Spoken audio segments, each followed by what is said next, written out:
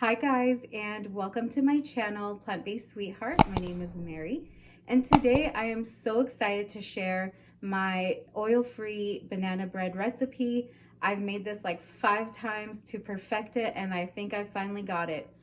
Before going plant-based, I loved baking, but after I went plant-based, it was very hard because, as some of you might know, baking is more like a science where, like, if you're just cooking regular food, that's easy. You can get very adventurous with that. But baking, you have some guidelines. So yeah, that's why I am excited because I finally perfected what I think I perfected, my banana bread recipe, and I'm ready to share it with you guys. So without further ado, let's get to baking.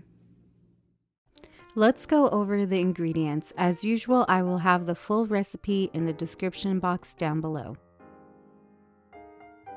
In this recipe, you will need 3 large bananas, but mine were rather small, so I decided to add 1 more banana. If you only have 3, that's totally fine. You will also need whole wheat pastry flour. If you are gluten-free, you can totally use gluten-free oats, but it will change the texture. It will be more dense, but it still tastes just as delicious.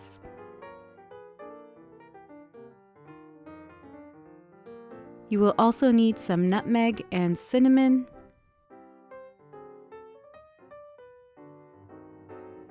For sweetener, I'm using maple syrup, but you can use whatever you'd like.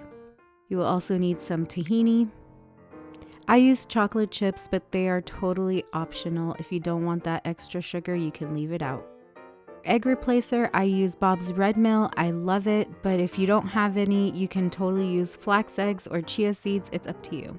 You will also need some baking soda and baking powder, as well as some apple cider vinegar, but if you don't have any on hand, it's totally fine. You can leave it out. For this recipe, you will need a loaf pan and parchment paper.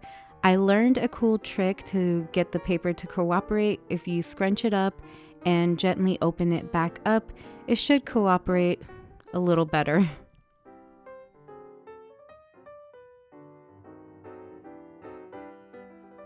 For this recipe, you don't need any fancy tools, just a bowl and a potato masher and a spatula. If you don't have a potato masher, you can simply just use a handy dandy fork.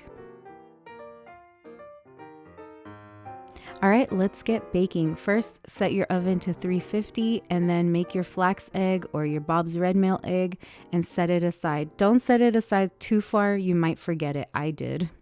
Next, put your bananas in the bowl and get to mashing. It's a good arm workout.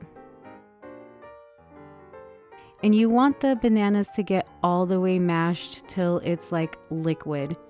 If you decide to leave some chunks in, that's totally fine, but I suggest you do it until it's all liquidy.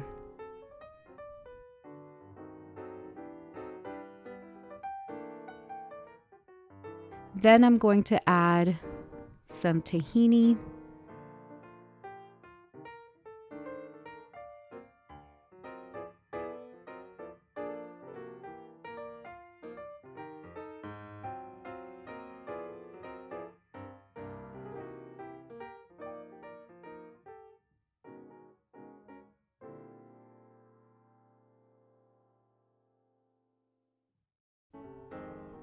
And give it a quick mix.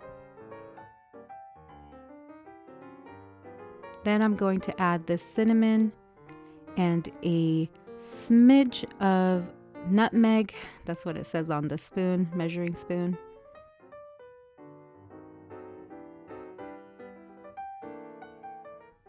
I'm also going to add some vanilla.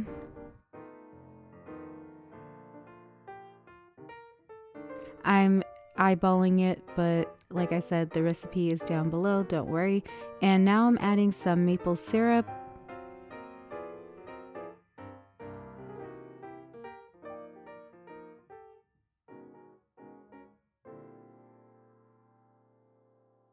And a pinch of salt, and if you are salt-free, you can leave this out.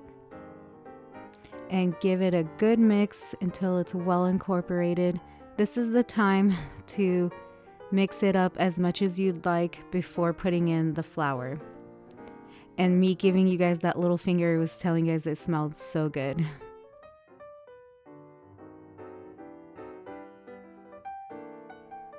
So everything's well mixed. Now I'm going to add the apple cider vinegar. Apple cider vinegar helps with the texture of the bread. And now I've got the baking powder and baking soda, and as well as the flour.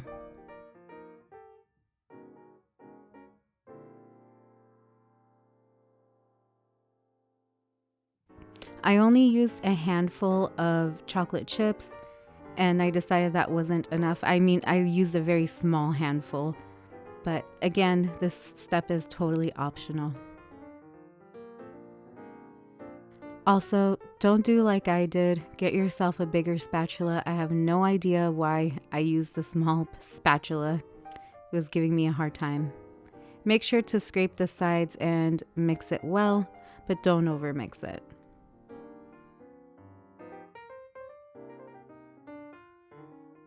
Now the dough is ready, so let's put it in the pan.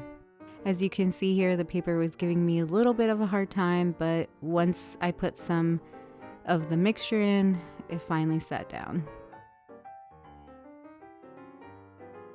And this is the part where I realize, why am I making it hard on myself? Get yourself a bigger spatula.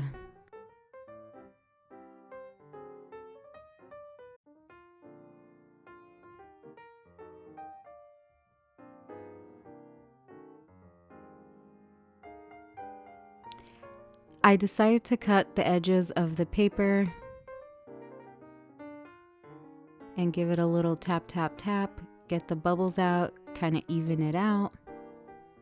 And now I'm going to put it in the oven. I like to put mine on a baking sheet. It just makes it easier to put it in and take it out.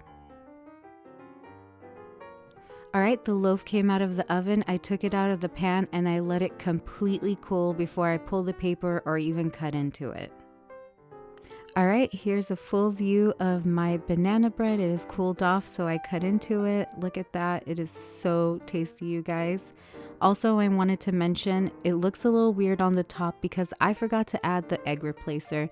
And so I tried mixing it and some of it stayed at the top, but it still came out delicious. I hope you guys enjoyed this recipe. If you did, please give it a like, a thumbs up, comment down below. And if you haven't subscribed, please do so. And I will see you guys soon with another recipe. Thanks for watching.